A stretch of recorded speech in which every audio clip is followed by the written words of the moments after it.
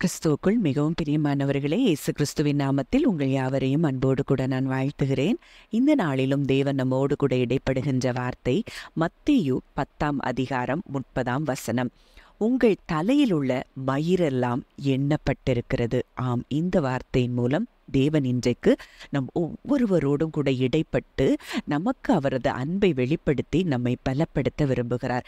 இந்த வார்த்தை சொல்லுகிறதை நம்ம பார்ப்போம்னா, இந்த வார்த்தை உள்ளான அர்த்தம் என்ன அப்படின்னா, அவருடைய இன்டிமேட் கேரும் அட்டென்ஷனும் நம்முடைய வாழ்க்கையில என்றென்றைக்கும் இருக்கிறதை இந்த வார்த்தை சொல்லுகிறது. இதை சொல்லுகிறவர் இயேசு கிறிஸ்துவா இருக்கிறபடியினால, அவரே வழியும் சத்தியமும் ஜீவனுமா இருக்கிறபடியினால, அவரது வசனமெல்லாம் சத்தியமா இருக்கிறபடியினால இன்றைக்கு நம்ம பார்க்கிறோம், நம்ம தலையில இருக்கிற முடியை கூட அவர் எண்ணி வைத்திருக்கிற ஒரு நல்ல தகப்பனா இருக்கிறாராம். அப்போ எவ்வளோ தூரத்துக்கு, ஒருவேளை இன்னைக்கு நம்ம தலையில எவ்வளோ முடி இருக்குதுன்னு நமக்கு தெரியாது. ஆனா நம்மை சிருஷ்டித்தவருக்கு, நம்மை படைத்தவருக்கு, இன்றைக்கு நம் தகப்பனுக்கு அந்த கணக்கை கூட அவர் அறிந்து வைத்திருக்கிற ஒரு நல்ல தகப்பனா இருக்கிறார். இது எதை சொல்லுதுன்னா, நம்ம எவ்வளோ தூரத்துக்கு அவருக்கு முக்கியமானவர்களா இருக்கிறோம் அப்படிங்கிறத இந்த வசனம் சுட்டி காட்டுகிறதை நம்ம பார்க்கிறோம். அப்போ இது நமக்கு இன்றைக்கு ஒரு அஷூரன்ஸை கொடுக்கிறது. என்னன்னா, அவர் சின்ன சின்ன விஷயங்கள்ல கூட இவ்வளோ தூரம் நம்ம மேல அக்கறையா இருக்கிறார்னா, நம்ம வாழ்க்கையில நமக்கு இருக்கிற எவ்வளோ பெரிதான தேவைகளா இருந்தாலும், எந்த கவலைகளா இருந்தாலும், அதுல அவர் இறங்கி நமக்காக கிரியை செய்வார் அப்படிங்கிறதுல நீங்க அதுல கொஞ்சம் கூட சந்தேகப்பட வேண்டாம். ஏன்னா இன்றைக்கு நம்ம தலையில இருக்கிற முடிய கூட அவர் எண்ணி வைத்திருக்கிறார்னா, நீங்க போகிற ஒரு சூழ்நிலை அவர் அறிந்திருக்கிறார். அந்த சூழ்நிலைகள்ல இறங்கி அவர் நிச்சயம் நமக்காக அற்புதத்தை செய்ய அவர் வல்லமையுள்ளவராய் இருக்கிறார். அப்படிங்கிறதற்காகத்தான் இன்றைக்கு இந்த வார்த்தையின் மூலம் நம்மோடு கூட இடைப்படுகிறார். லூக்கா 12ஆம் அதிகாரம் 7ஆம் வசனம், அது டிபிடி வெர்ஷன்ல ரொம்ப அழகா இருக்கு. So don't worry, for your father cares deeply about even the smallest detail of your life. சின்ன விஷயத்துல கூட நம்ம அப்பா நம்மளை கேர் பண்ணுகிற ஒரு நல்ல தகப்பனா இருக்கிறாராம். உங்க வாழ்க்கையில எத்தனை பேர் அதை பார்த்துருக்கிறீங்க? சில நேரங்கள்ல நமக்கு ஏதாவது சாப்பிடணும்னு இருக்கும், அந்த காரியத்தை கூட தேவன் நிறைவேற்றி கொடுத்திருப்பார். அது எத்தனை பேர் உங்க வாழ்க்கையில உணர்ந்திருக்கிறீங்கன்னு எனக்கு தெரியாது.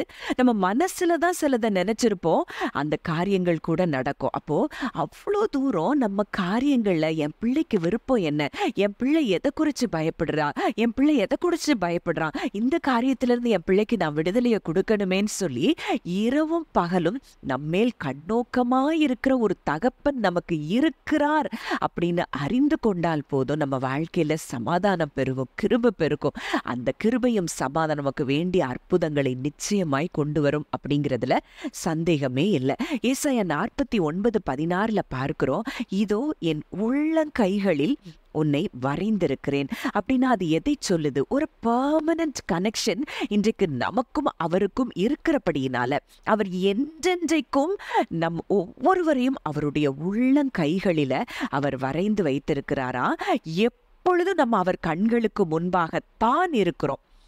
எப்பவுமே அவர் நம்ம என்ன செய்யறார், பார்த்து கொண்டே இருக்கிறார். அப்படிங்கிறதுல சந்தேகமே தேவையில்லை. இரவும் பகலும் நம்ம மேல கண்ணோக்கமா இருக்கிற ஒரு தகப்பன் நமக்காக இறங்கி இன்னைக்கு உங்க வாழ்க்கையில என்ன அற்புதம் தேவையோ அந்த அற்புதத்தை செய்ய அவர் வல்லமையுள்ளவராய் இருக்கிறார் அப்படிங்கிறத நம்ம அறிந்து கொள்ள வேண்டும். 1 பேதுரு 5:7 கூட நம்ம பார்க்கிறோம், அவர் உங்களை விசாரிக்கிறவர் ஆனபடியால் அவர் உங்கள் கவலைகளை அவர் மேல் வைத்து விடுங்கள். அது ஆங்கிலத்துல for he always tenderly cares for you அப்படின்னு சொல்லி போடப்பட்டிருக்கிறது. அப்போ டெண்டரா நம்மளை கேர் பண்ணுகிற ஒரு அப்பா இருக்கிறபடினால நீங்க ஒன்ன குறிச்சும் கவலைப்பட வேண்டாம் அப்படின்னு சொல்லி வேதம் சொல்லுது. அப்ப இன்றைக்கு உங்க கவலை என்னவா இருக்கிறது? என் வாழ்க்கையில இந்த காரியம் இது எப்படி இருக்குது, என் எதிர்காலம் எப்படி இருக்கும், என் பிள்ளைகளுடைய எதிர்காலம் எப்படி இருக்கும், இந்த சூழ்நிலை எப்படி மாறும், இது என்னைய பயமுறுத்தி கொண்டு இருக்கிறதே அப்படின்னு சொல்லியெல்லாம் நீங்க கவலைப்பட்டு கொண்டு இருக்கலாம். ஆனா உங்களை விசாரிக்கிற ஒரு நல்ல தகப்பன், உங்களை டெண்டரா கேர் பண்ணுகிற ஒரு தகப்பன் உங்களுக்கு இருக்கிறபடியினால உங்க கவலைகளை எல்லாம் இன்னைக்கு அவர் மேல் வைத்து விடணும்னு சொல்லி விரும்புறாரு. இன்னைக்கு நம்ம பிள்ளைங்க எவ்வளோ தூரம் சந்தோஷமா இருக்கணும்னு நம்ம விரும்புகிறோம். நம்மை காட்டிலும் மேலான அன்புடையவர் நம்முடைய பிதா.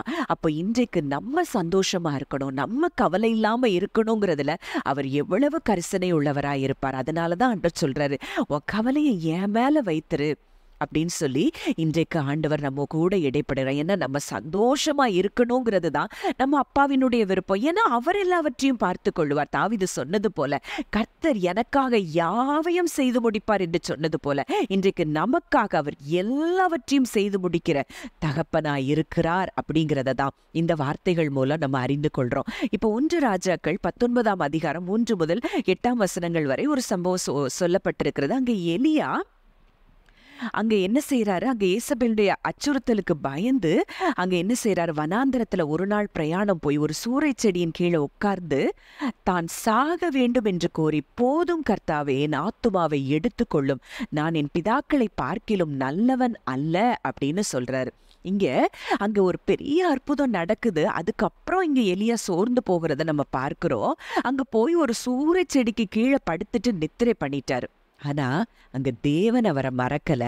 அங்க அவனுக்காக ஒரு தூதனை அங்கே அனுப்புகிறார். ஏன்னா இரவும் பகல் அவர் கண்கள் நம்மை பார்த்து கொண்டே இருக்குது. என் பிள்ளை சோர்ந்து போயிட்டானே, என் பிள்ளை சோர்ந்து போறாளே அப்படின்னு சொல்லி நமக்காக தம்முடைய தூதர்களை அனுப்பி நம்மை பலப்படுத்துகிற தேவன். ஒருவேளை இங்க ஆவிக்குரிய அங்க வேலை அவர் செய்ய வேண்டியது இருந்தாலும் அங்க சரீரத்திற்கு தேவை இப்பொழுது அவனுக்கு ஒரு போஜனம் என்பதை தேவன் அறிந்து அங்க என்ன செய்யறாரு, அங்க தூதன் மூலமா அங்க எழும்பி அங்க போஜனம் பண்ண சொல்றாரு. அங்க சாப்பாடு அங்க கொடுக்கிறாரு. அங்க என்ன உணவு கொடுக்கப்படுது, தழலில் சுடப்பட்ட அடை, ஒரு பாத்திரத்தில் தண்ணீர். அங்க புசித்து குடித்து படுத்துக்கொண்டா திரும்ப தூதன் 2ஆம் தரம் வந்து தட்டி எழுப்பி, நீ சாப்பிடு, நீ பண்ண வேண்டிய தூரம் பிரயாணம் வெகு தூரம் அப்படின்னு சொல்றத பார்க்கிறோம். அப்ப இன்றைக்கு அவருடைய பிள்ளை, ஒருவேளை இன்றைக்கு எலியா இன்றைக்கு ஊழியக்காரனா இருந்தார், இன்னைக்கு ஆனா நம்ம பிள்ளைகளா இருக்கிறோம் அப்படின்னு சொல்லி வேதம் சொல்லுது.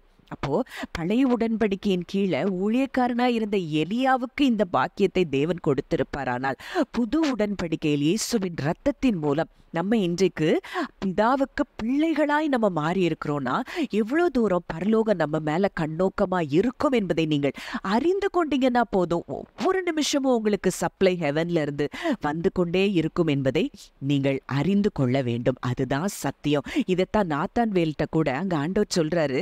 நாத்தான் வேலை யோவான் 1:47-48 பார்க்கிறோம். தம்மிடத்தில் வரக்கண்டவனை குறித்து, இதோ கபடற்ற உத்தம இஸ்ரவேலன், அவனுடைய இருதயத்தை குறித்து அவர் அறிந்து வைத்திருக்கிறார். அப்ப இன்றைக்கு நம்ம இருதயம் அவருக்கு தெரியும். நம்ம இருதயம் எதை குறித்து அங்கலாய்த்து கொண்டிருக்கிறது, எதை குறித்து கவலைப்பட்டு கொண்டிருக்கிறது, எல்லாம் அவருக்கு தெரியும். அடுத்ததா ஒரு வார்த்தை சொல்லுகிறாரு, இயேசு அவனை நோக்கி, பிலிப்பு உன்னை அழைக்கிறதற்கு முன்னே நீ அத்திமரத்தின் கீழ் இருக்கும் போது உன்னை கண்டேன். நீ பிலிப்பு வந்து பார்த்து சொன்னதுனாலதான் நீ வந்த. ஆனா பிலிப்பு உன்னை கூப்பிடுறதுக்கு முன்னாடியே நீ அத்திமரத்துக்கு கீழே இருந்தியே, அப்பவே உனக்கு நான் உன்னை அறிந்திருக்கிறேன்னு சொல்லி அங்க இயேசு சொல்லுகிறத பார்க்கிறோம். அப்ப இவ்வளவு தூரம் அவன் எந்த மரத்துக்கு கீழே நின்றான் என்பதை கூட அறிந்திருக்கிற ஒரு நல்ல ஆண்டவர். இன்னைக்கு நீங்க போற சூழ்நிலை அவருக்கு தெரியாதுன்னு நினைக்கிறீங்களா? நிச்சயமா கிடையாது. ஒவ்வொரு சூழ்நிலைகளை அவர் அறிந்திருக்கிறார். இந்த இடத்துல என் பிள்ளைய நான் பலப்படுத்தணும், இந்த இடத்துல என் பிள்ளைய நான் இதுல இப்படி நான் வெளியே கொண்டு வரணும்னு சொல்லி ஒவ்வொரு சூழ்நிலைகளும் உங்க மேல அன்பாய் கரிசனையா இருக்கிற ஒரு நல்ல தகப்பன் உங்களுக்கு இருக்கிறார். அவரை அறிந்து கொண்டா போதும் நம்ம வாழ்க்கையில எல்லா ஆசீர்வாதங்களையும் நம்ம சுதந்திரித்து கொள்ள முடியும். ஜெபிக்கலாம். நல்ல தகப்பனே, நன்றியோடு உம்மை துதிக்கிறோம், ஸ்தோத்திரிக்கிறோம். எங்க மேல இவ்வளவோ அன்பு காட்டுகிற ஒரு தகப்பன் நீர் இருக்கிறீரப்பா. ஒரு நாள் எங்க வாழ்க்கையில குறைவுகள் இருக்காது. சிங்கக்குட்டிகள் தாழ்ச்சி அடைந்து பட்டினியா இருக்கும், கர்த்தரை தேடுகிறவர்களுக்கு ஒரு நன்மையும் குறைவுபடாது என்ற வார்த்தையின்படி இதை கேட்கிற ஒவ்வொருவரையும் நீர் ஆசீர்வதிக்கிற கிருபைக்காய் நன்றி செலுத்துகிறோம். இயேசுவின் மூலம் கேட்கிறோம் ஜீவனுள்ள நல்ல பிதாவே, ஆமென்.